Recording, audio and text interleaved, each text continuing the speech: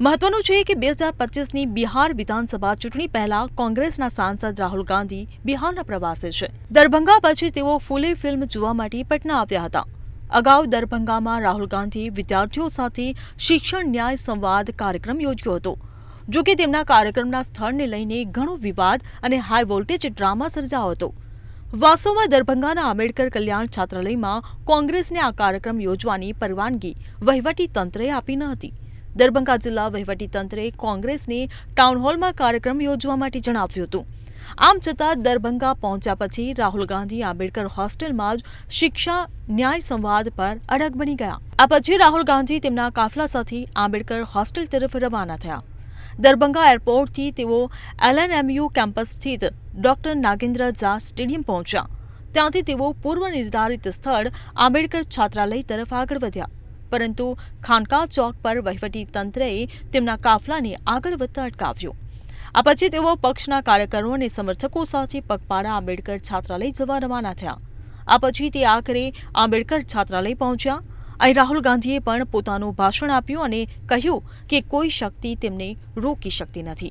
બિહારના દરભંગામાં આંબેડકર છાત્રાલયમાં પરવાનગી વિના વિદ્યાર્થીઓને સંબોધિત કરવા બદલ કોંગ્રેસ નેતા રાહુલ ગાંધી પર CRPC 163 હેઠળ આરોપ મૂકવામાં આવ્યો છે। જિલ્લા વહીવટી તંત્રએ કહ્યું છે કે તેમની સામે કાર્યવાહી કરવામાં આવશે। પોલીસે તેમને રોકવાનો પ્રયાસ કર્યો, પરંતુ રાહુલ ગાંધી પાછલા દરવાજેથી કાર્યક્રમમાં પહોંચ્યા। કોંગ્રેસનો દાવો છે કે વહીવટી તંત્રએ તેમને પરવાનગી આપી નથી। 90% के लिए इस देश में कोई रास्ता नहीं है।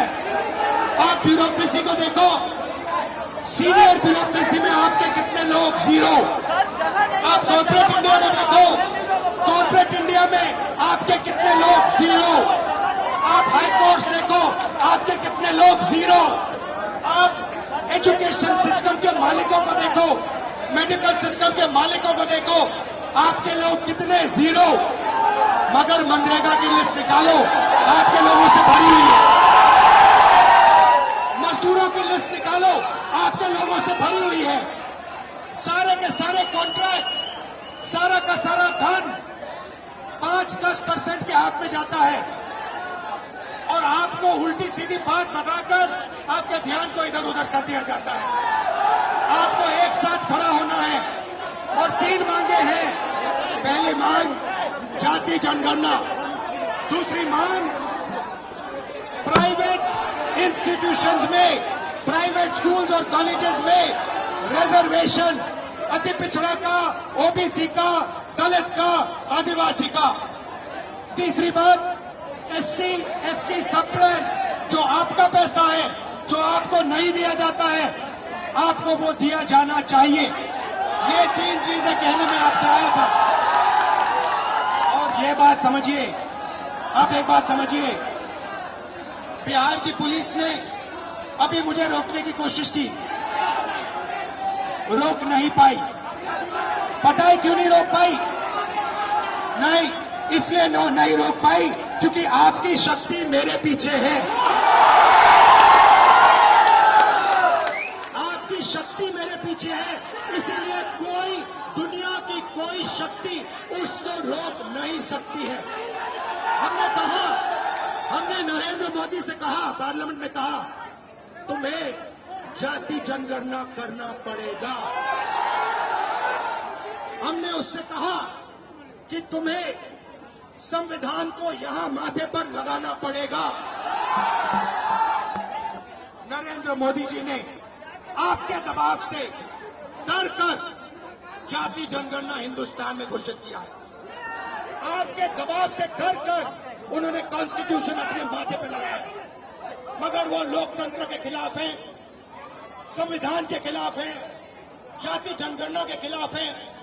और जो 90% हिंदुस्तान की गरीब आबादी है, अति पिछड़ा, दलित, आदिवासी, माइनॉरिटीज, ये इन सब के खिलाफ है। ये अदानी अंबानी की सरकार है, ये आपकी सरकार नहीं है। आपने इतने प्यार से मेरी बात सुनी, इसके लिए आप सबको दिल से बहुत बहुत धन्यवाद।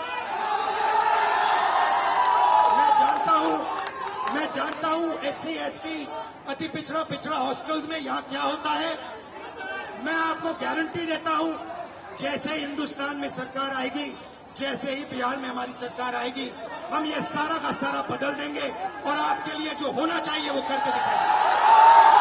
आप सबका बहुत बहुत धन्यवाद। नमस्कार, जय हिंद। Bureau report CN20। હવે જુઓ દેશ દુનિયાની તમામ ખબરો તમારી આંગળીના ટેરવે। ઉઠાવો મોબાઈલ અને ગૂગલ પ્લે સ્ટોર પરથી ડાઉનલોડ કરો અમારી CN24 ન્યૂઝ મોબાઈલ એપ।